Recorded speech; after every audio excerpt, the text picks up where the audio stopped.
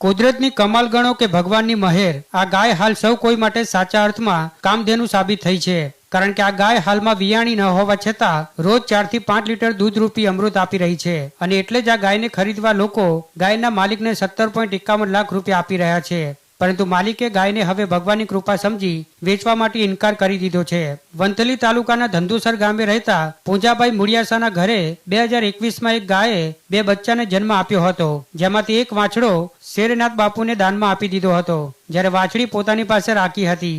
જે બાદ 3.5 વર્ષે ગાય માંદી પડતા માલિક પૂંજાભાઈએ ડોક્ટર બોલાવ્યા હતા, જ્યાં ડોક્ટરે ગાયનું ચેકઅપ કરી ગાયને ગર્ભાશય નથી અને કદી બચ્ચાને જન્મ નહીં આપી શકે તેમ જણાવ્યું હતું. જે બાદ પણ પૂંજાભાઈએ આ ગાયને તરછોડી ન હતી અને સાચવી હતી. જે બાદ 15 દિવસ બાદ આ ગાય ફરી બીમાર પડતા ડોક્ટરને બોલાવ્યા હતા, જ્યાં ડોક્ટરે ગાયનું ચેકઅપ કરી ગાયના આંચળ દૂધથી ભરાઈ ગયા હોવાને કારણે ગાયને દોવાનું શરૂ કરવાનું કહ્યું હતું. આથી પૂંજાભાઈ અને તેમના પત્નીએ ગાય દોવાનું શરૂ કર્યું હતું, જે શરૂઆતમાં 1 લીટર દૂધ આપતી હતી, પણ હવે રોજના 4 થી 5 લીટર દૂધરૂપી અમૃત આપી રહી છે. ત્યારે આ કુદરતની કમાલથી ડોક્ટર સહિત સૌ કોઈ લોકો આશ્ચર્યમાં પડી ગયા છે.